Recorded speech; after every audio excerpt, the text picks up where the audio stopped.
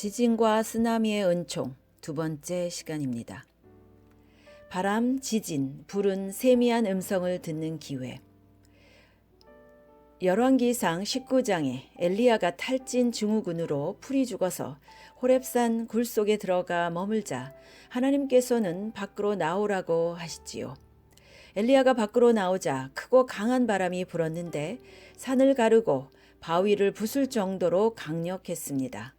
그러나 그 바람 가운데 하나님은 계시지 않았지요. 그 바람 후에는 지진이 있었지만 역시 하나님은 그 가운데도 계시지 않으셨고, 지진 후에는 불이 있었으나 역시 그 불 속에도 주님은 계시지 않았습니다.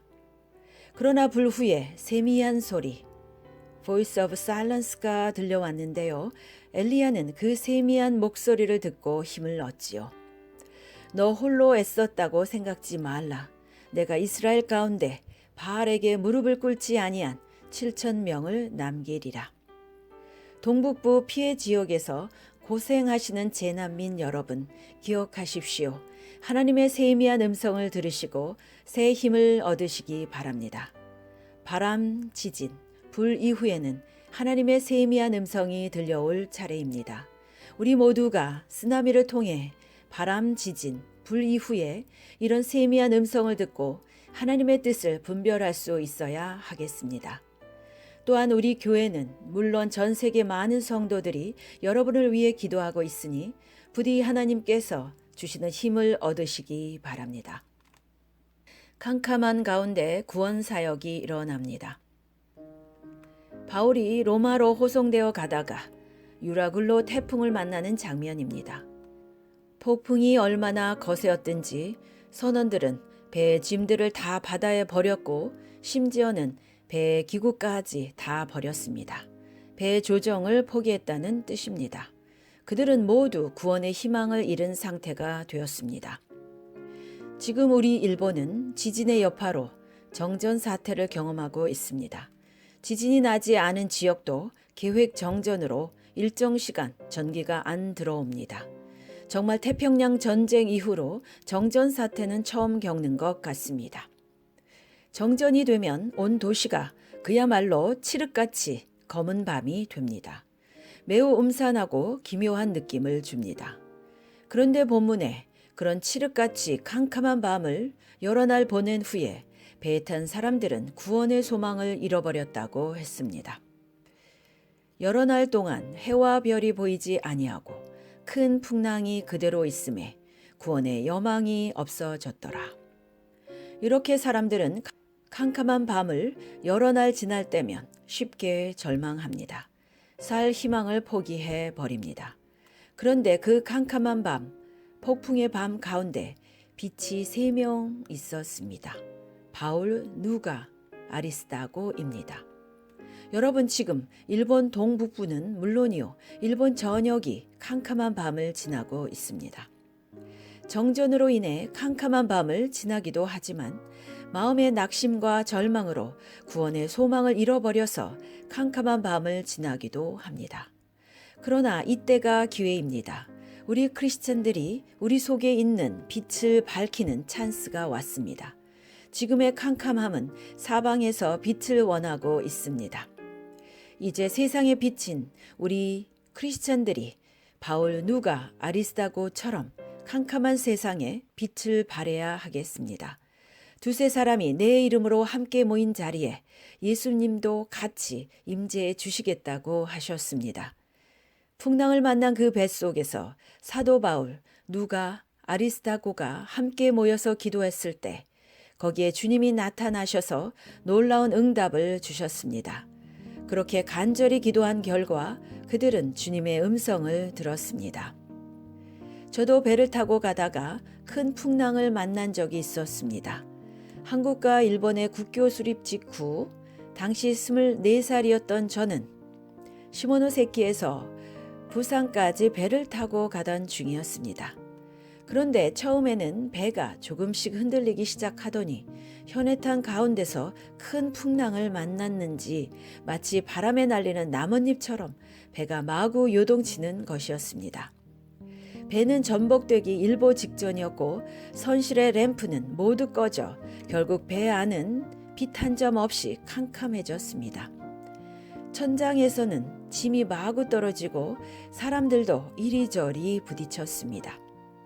그저 기둥만 꼭 붙잡고 있는 사람, 한쪽에서 토하는 사람 등 선실하는 그야말로 아수라장이었습니다. 저는 기둥을 붙잡고 하염없이 주여 주여 하며 그저 주님께 도와달라고 부르짖을 뿐이었습니다. 얼마 후 선내에는 배가 더 이상 전진하면 침몰할 위험이 있으니 시모노 새끼로 회항하겠다는 방송이 흘러나왔습니다.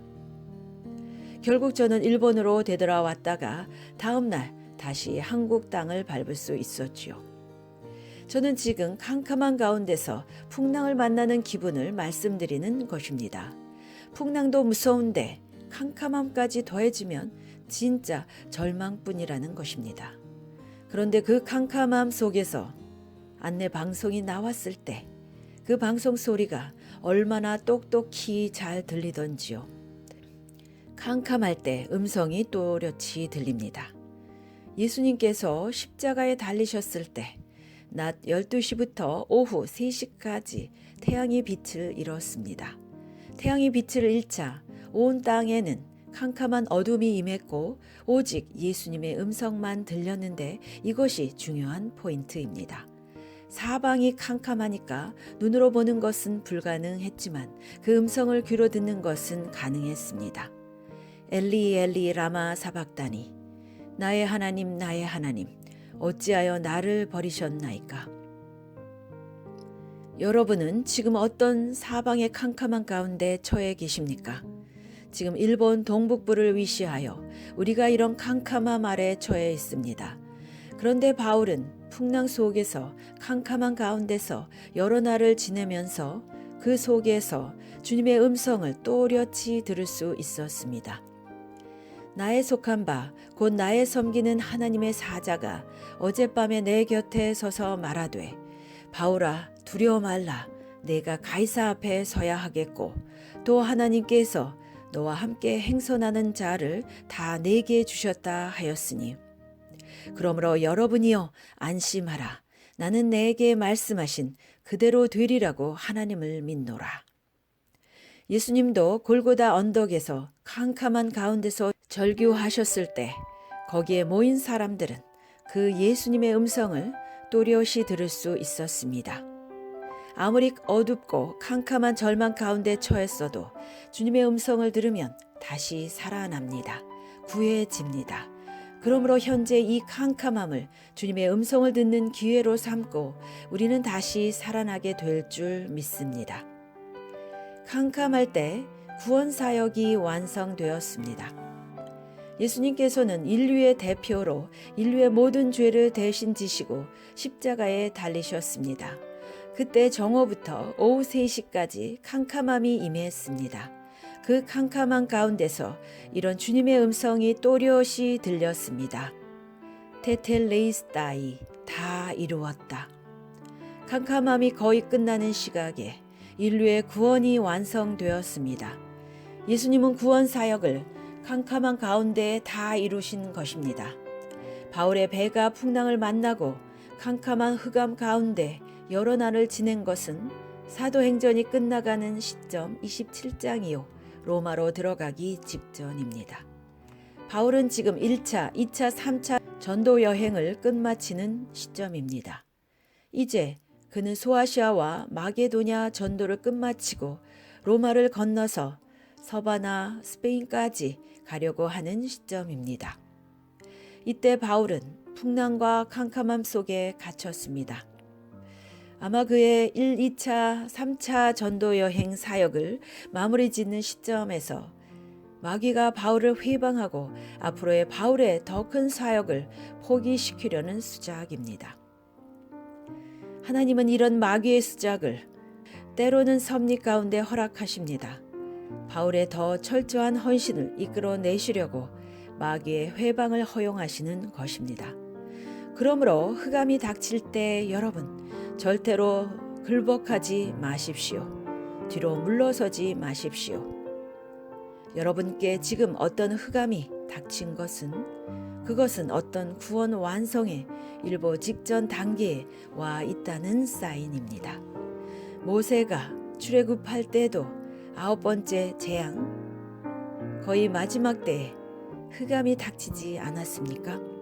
그리고 그 흑암 후에 그들은 출애굽 구원받았습니다. 이것은 예수님의 골고다 언덕의 흑암과 연결되는 예표입니다. 풍랑 속에서는 신적인 디바인 쫓겨가는 삶을 자연히 살게 됩니다. 배가 밀려 바람을 맞추어 갈 수 없어 가는 대로 두고 쫓겨가다가 위 밑줄 부분을 다르게 표현하면 주님이 데려가시는 대로 밀려가다가입니다. 시편 95편 5절 바다도 그의 것이라 그가 만드셨고 시편 148편 8절 불과 우박과 눈과 안개와 그의 말씀을 따르는 광풍이요. 바다도 광풍도 주님의 말씀에 따라서 움직인다고 했습니다. 앞날에 대해 걱정하거나 염려하시지 말고 주님께서 데려가시는 대로 신적인 쫓겨가는 수동태의 삶을 사십시오. 물론 우리가 방제 작업은 해야 합니다만 큰 그림은 주님께 모든 것을 다 맡기고 주님이 데려가시는 대로 그냥 떠밀려 가면 되는 것입니다. 풍랑이 칠 때는 그게 가장 안전한 길입니다. 배의 키를 주님께 드리고 운전하시도록 다 맡겨드리는 것입니다. 풍랑이 온다고 마냥 두려워하지만 말고 담대한 믿음을 갖자는 것입니다. 평소에는 신적인 쫓겨가는 삶, 즉 전적으로 순종하는 삶을 살지 못했는데 풍랑이 부니까 하나님이 강권적으로 나를 순종하도록 인도해 가시는 것입니다. 그랬더니 바울이 탄 배와 그의 일행은 멜리데라는 섬에 무사히 상륙할 수 있었습니다. 그것, 풍랑에 밀려가는 것, 신적인 쫓겨가는 삶이 바로 주님께 피하는 길이요 풍랑이 칠 때 가장 안전한 피난처입니다.